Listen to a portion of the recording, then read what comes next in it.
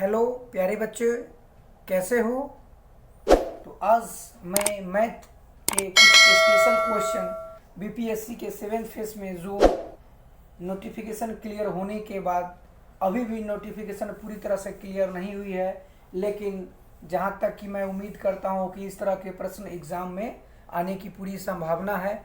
तो चलिए चलते हैं हम लोग प्रश्न की ओर। हम लोग अभी से ही तैयारी करते रहेंगे जब तक पूरी तरह नोटिफिकेशन क्लियर नहीं हो जाती है। लगभग क्लियर हो गई है, इतना होने के बावजूद भी अभी भी छात्र और छात्राएं अभी भी दुविधा में हैं और यहाँ तक कि नियोजित शिक्षक भी। तो चलिए तैयारी करते हुए रहना है और मैथ और रीजनिंग के स्पेशल क्वेश्चन को हम लोग को बनाते हुए चलना है और साथ में जीएस का भी तैयारी करना है। और जैसे जैसे नोटिफिकेशन में कुछ अगर बदलाव होता है और कुछ चेंजिंग होता है तो आपको भी बताया जाएगा। तो चलिए पहला क्वेश्चन हम देते हैं आपको त्रिभुज से। ये रहा क्वेश्चन आपके सामने। पहला क्वेश्चन हम लिख रहे हैं, आप देखिएगा। जैसे कि दो त्रिभुज A B C and P Q R में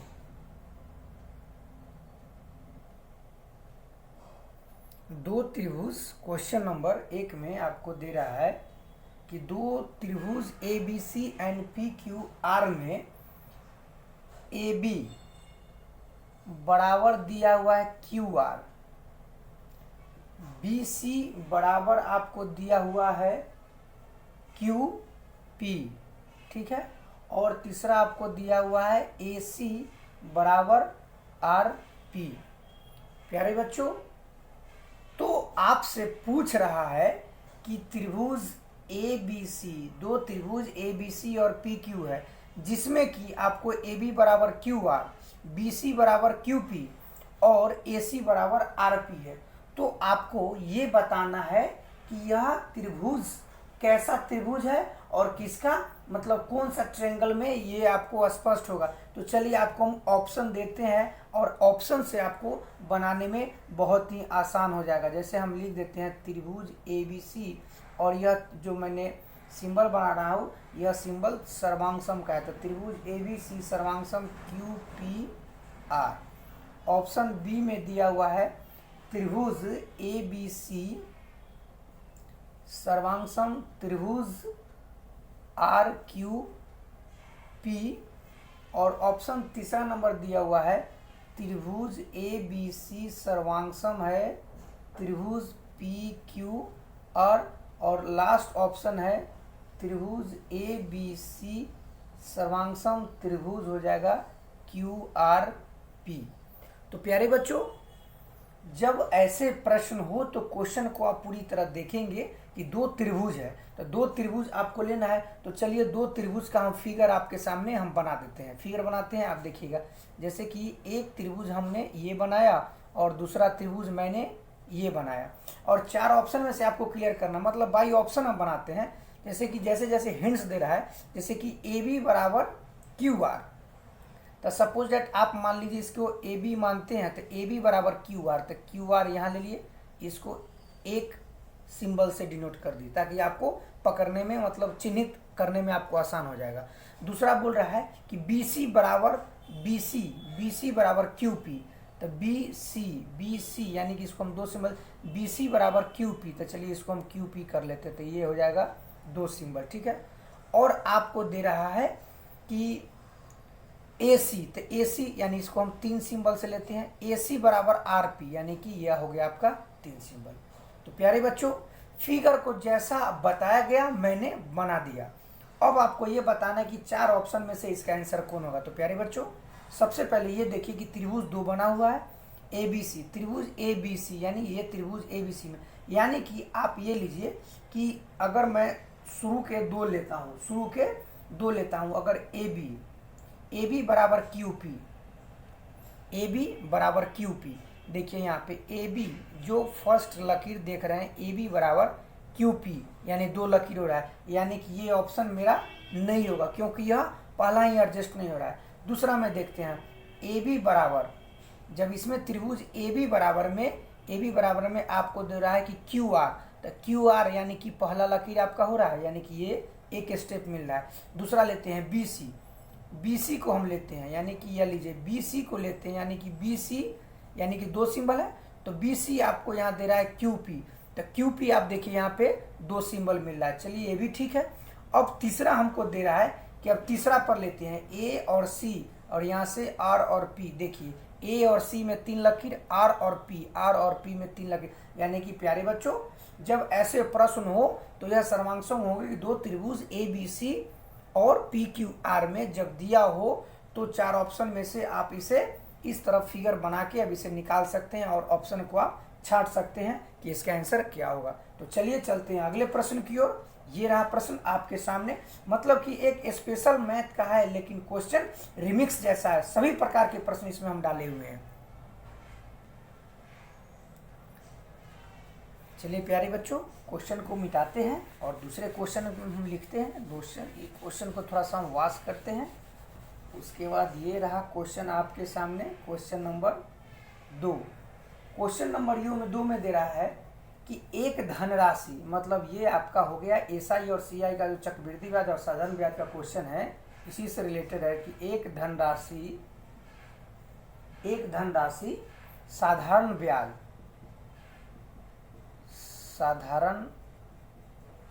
ब्याज की एक निश्चित साधारण ब्याज की एक निश्चित, है ना, हम लिख रहे हैं थोड़ा सा, साधारण ब्याज की एक निश्चित दर से मतलब कि 3 वर्षों में, दर से 3 वर्षों में 7/6 गुना हो जाती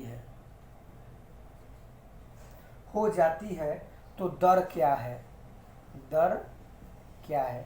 प्यारे बच्चों जब ऐसे प्रश्न आपके सामने आए तो क्वेश्चन को आपको बारीकी से पढ़ना है, क्योंकि यह प्रश्न साधारण ब्याज का है और इसमें पैसे की लेन देन होती है, कितना इसमें वर्ष लगता है, कितना गुना होता है, इसमें दर निकालना होता है, कभी उसका मतलब कितने साल का है, कितना इसका मूलधन होगा, ब्याज जोड़ के मूलधन जोड़ के जब महाजन को पैसा देंगे, इस तरह के प्रश्न में ऐसे आते हैं। तो चलिए इसमें आपसे पूछ रहा है रेट कितना उसका दर था, तो एक धनराशि साधारण ब्याज की दर पर एक निश्चित दर से 3 वर्षों में, यानी कि 3 वर्षों में, यानी कि 7/6 गुना, यानी कि 7/6 गुना, इसका मतलब हो गया कि +1 इसमें वृद्धि है, यानी कि पहले था 6 और अब हो गया 7, यानी कि वृद्धि कितना हो गया? +1 का वृद्धि हो गया। तो +1 का वृद्धि हो गया, कितना पर वृद्धि हुआ? तो 6 पर वृद्धि हुआ। और इसमें क्या आ रहा है कि एक निश्चित दर से 3 वर्षों में, तो निश्चित दर से 3 वर्षों में, और इसका क्या करना है? दर निकालना है। तो दर निकालना है तो यानी कि परसेंटेज, यानी इसमें ब्याज गुने 100 गुने, मतलब P into T into R/100, यानी कि अब हम इसको कर सकते हैं कि हो जाएगा, कटेगा तो काट देंगे, नहीं कटेगा तो ये हो जाएगा 3, ये हो जाएगा 50। प्यारे बच्चों यहाँ पे हो जाएगा 55, यानी कि 50 और 3 तिहाई 9। अब हम इसको 9×5 = 45 और 5, यानी कि यह रहा आपका इतना % इसका रेट रह जाएगा 5.5/9। तो चलिए चलते हैं अगले प्रश्न की ओर। इसमें आपको ज़्यादा कुछ नहीं करना था, यह इतना गुना हो जाता है। चलिए अगले प्रश्न की ओर चलते हैं। क्वेश्चन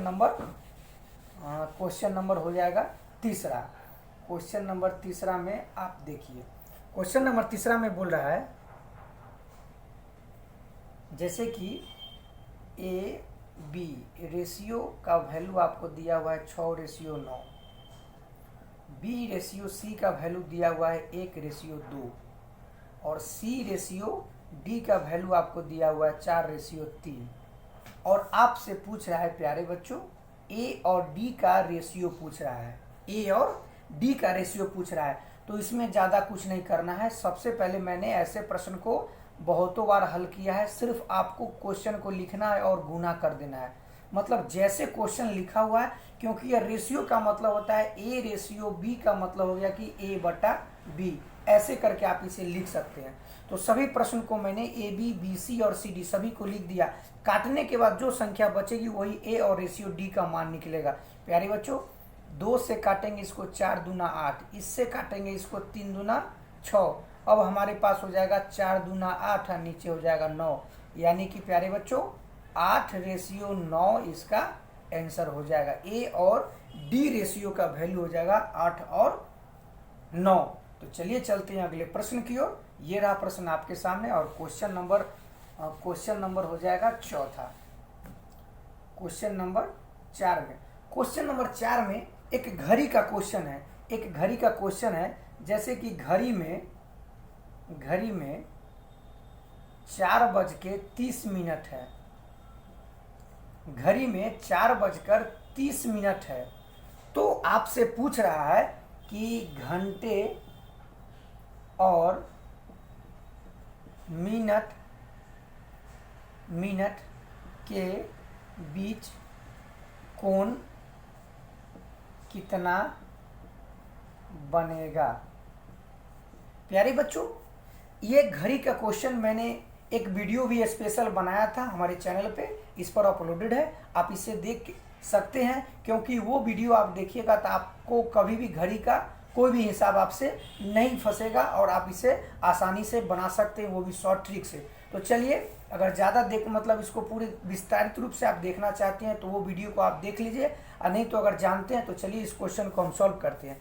जैसे कि इसमें 4:30 आपको दे रहा है, तो एक अगर हम घड़ी बनाना चाहेंगे तो आप देख सकते हैं, यह रहा आपके सामने घड़ी। घड़ी मैंने बना दिया और घड़ी में ऊपर होता है 12, नीचे 6, यहाँ पे 9 और यहाँ पे 3, यहाँ पे 1 2, यहाँ पे हो जाएगा 4 5 7 8 10 और 11। प्यारे बच्चों देखिए, मैंने घड़ी बना दिया। घड़ी बनाया तो यह 4 घंटा में आता है, यानी कि घंटा, और यह हो जाता है मिनट में। तो 4 घंटा 30 मिनट। तो यहाँ पे मान लीजिए कि घंटा का तो ये हो गया 4 घंटा छोटा रहता है, और मिनट का यहाँ पे थोड़ा सा, जैसे यह नीचे की ओर भागेगा तो मिनट का भी समय इधर घसकेगा, यानी कि पीछे की ओर जाएगा। तो इसका मैंने आपको एक ट्रिक भी बताया था, याद होगा कि 11/2 इंटू m माइनस कितना हो जाता है h। मतलब इसमें हमको कितना करना है, आपको 3 इंटू h से गुना करना है, h से गुना करना है। ये आपका ये ट्रिक है और इसी ट्रिक से आप निकाल सकते हैं। तो इसको निकालने का ज़्यादा कुछ नहीं करना है। 11/2 इंटू 30 मिनट है और बराबर 4 इंटू 30 करेंगे। अब इससे इसको काटिए, कितना हो जाएगा 15, यानी कि गुना करेंगे तो हो जाएगा 165, बराबर का चिन्ह यहाँ पे हो जाएगा, और उसके बाद हो जाएगा 4 × 12 120। प्यारे बच्चों, अब यहाँ पे हम इसको इससे घटाएंगे, तो हो जाएगा 45, यानी कि यह हो जाएगा 45 डिग्री का यहाँ पे कोण बनेगा। तो प्यारे बच्चों, यह जो एंगल जो बनेगा यह 45 डिग्री का कोण बनेगा। तो इसी के आधारित जो भी प्रश्न आपके सामने घड़ी का है तो उसे आप बना सकते हैं। तो चलते हैं अगले प्रश्न की ओर। ये रहा प्रश्न आपके सामने और क्वेश्चन को आप देखेंगे, ज़्यादा कुछ नहीं करना है। एक प्रश्न है, क्वेश्चन मतलब रिमिक्स क्वेश्चन है, इसमें सभी चैप्टर से है। क्वेश्चन नंबर 5 में दे रहा है कि वस्तु में 10% कम करने पर मूल्य 900 रुपया होता है, तो अंकित मूल्य क्या है। मतलब उसका जो दाम है प्रिंट 10% लेस करके 900 में देता है, तो अंकित मूल्य क्या है। प्यारे बच्चों, हिंदी का प्रश्न मैं थोड़ा सा हिंदी लैंग्वेज लिख रहा हूँ, आप थोड़ा सा घबराइएगा नहीं, क्योंकि यह गणित का क्वेश्चन है। गणित में थोड़ा सा लिखना पड़ता है क्योंकि बनाना एकदम कॉन्सेप्ट के साथ है। तो चलिए चलते हैं। इसमें बता रहा है कि वस्तु के 10% कम, यानी वस्तु में 10%, यानी कि टोटल परसेंटेज मैंने प्यारे बच्चों प्रतिशत में बताया था कि 100% होता है। 10% अगर लेस करता है, यानी कि -10% कम करता है, तो कितना हो जाएगा 90%, और यही 90% मूल्य का दाम है, कितना है 900 रुपया, यानी कि 10% कम करता है तो 900 में देता है। तो अंकित मूल्य यानी कि 100% आपका वैल्यू पूछ रहा है। तो प्यारे बच्चों 900/90 या इंटू 100, इससे काटेंगे तो एक मरते कटेगा, एक शून्य लगेगा और 10 इंटू 100 से गुना करेंगे तो कितना हो जाएगा, 1000 हो जाएगा। प्यारे बच्चों, ये वस्तु का अंकित मूल्य 1000 रुपया हो जाएगा। तो लगभग सारे प्रश्न इसी तरह लगभग सारे चैप्टर से आएंगे और मैं कुछ चैप्टर को बताया हूँ और आगे भी ऐसे क्वेश्चन को मैं बताऊंगा। तो चलिए आज का क्लास हम यहीं पे ख़त्म करते हैं और मिलते हैं अगले और मैथ के स्पेशल। मैं तो चाहूँगा कि मेरे चैनल पे जो भी हमारे छोटे बड़े भाई जो बीपीएससी 7th फेज के जो शिक्षक बनने वाले हैं, नए राज्यकर्मी में जो शिक्षक बनने वाले हैं, उनके लिए बहुत ही अच्छा सुनहरा मौका है, क्योंकि मैथ और रीजनिंग से क्वेश्चन आपको 6 to 8 में भी आएगा और सीनियर क्लास में मतलब उच्च माध्यमिक में भी आएंगे और थोड़ा सा मतलब क्या बोले 1 to 5 में, मतलब एक इस तरह से कि आपको आप जब क्लास में जाइएगा या आप छात्र को पढ़ाइएगा तो बच्चे से थोड़ा सा लेवल आपका ऊंचा रहना चाहिए। अगर आप दोनों एक बराबर रहेगा तो बच्चे को आप कैसे पढ़ा पाइएगा, तो इस तरह के नॉलेज इसमें होना चाहिए। तो आज का क्लास हम यहीं पे ख़त्म करते हैं और अगले दिन और स्पेशल क्वेश्चन के साथ आते हैं। लगभग सारे चैप्टर का क्वेश्चन हम कराएंगे। तो मिलते हैं। Thank you so much. अच्छे से पढ़ाई करते रहिए। Best of luck. खूब मन लगा कर पढ़िए। मिलते हैं अगले वीडियो में। धन्यवाद।